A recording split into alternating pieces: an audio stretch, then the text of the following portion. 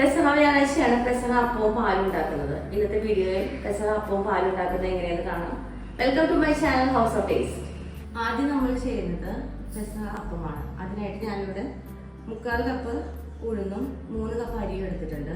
തലേദിവസം കുതിർത്ത് വെച്ചിട്ടുള്ള അരി ഉഴുന്നുമാണ് ഞാനിവിടെ എടുത്ത് വെച്ചിട്ടുള്ളത്. മിക്സിയിലേക്ക് അരിയും ഉഴുന്നും വെള്ളത്തോട് കൂടെ തന്നെ ചേർക്കുന്നു. 3/4 കപ്പ് വെള്ളമാണ് ഞാനിവിടെ ചേർത്തിട്ടുള്ളത്. നമുക്കിത് ഇഡ്ഡലി മാവിന്റെ പരുവത്തിൽ സ്മൂത്തായിട്ട് അരച്ചെടുക്കാവുന്നതാണ്.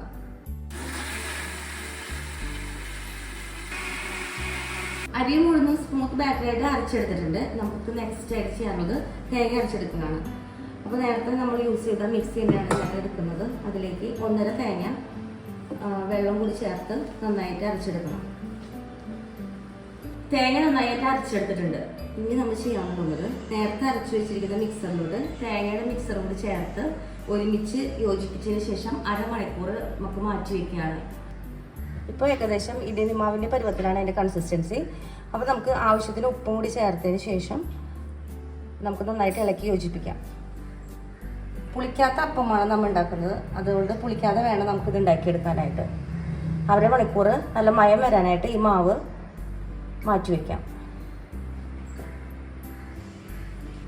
അപ്പത്തിൻ്റെ കൂടെ വിളമ്പാനുള്ള സെർവ് ചെയ്യാനുള്ള പാല് തയ്യാറാക്കാണ്. ഇവിടെ ഞാൻ 2 തേങ്ങയുടെ പാലാണ് എടുത്തിട്ടുള്ളത്.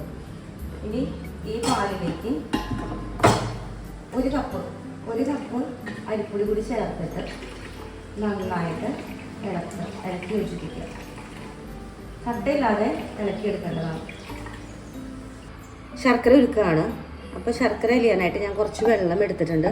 അതിലേക്ക് 1/2 കിലോ ശർക്കര ആഡ് ചെയ്യാം. ശർക്കര നന്നായി ഉരുക്കി എടുത്തിട്ടുണ്ട്.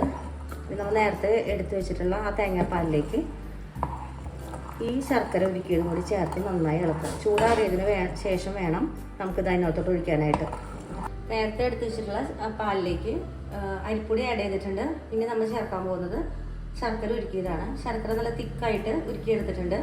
അത് ഇതിനകത്തോട്ട് ചേർത്തിട്ട് ഈ ബാറ്ററിലോട്ട് ചേർത്തിട്ട് നന്നായി ഇളക്കാം. പാലിവിടെ റെഡി ആയിട്ടുണ്ട്. ഇനി നമുക്ക് അല്പം ഏലക്കായും കൂടി ഞാൻ ചേർക്കുകയാണ്. അതിനുശേഷം ഇത് ഒരു സെർവിങ് ബൗളിലേക്ക് മാറ്റി വയ്ക്കാം. പാല് റെഡിയാണ്. അടുത്തതായിട്ട് നമുക്ക് അപ്പം സ്റ്റീം ചെയ്തെടുക്കണം. നമ്മുടെ പ്ലേറ്റിലേക്ക് കുറച്ച് വെളിച്ചെണ്ണ തേക്കുകയാണ്.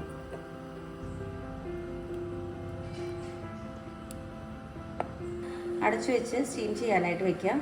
നല്ല ആവി വരുന്നവരെ ഹൈ ഫ്ലെയിമിൽ വയ്ക്കുക. അതിനുശേഷം 15 മിനിറ്റ് ലോ ഫ്ലെയിമിൽ കുക്ക് ചെയ്യണം.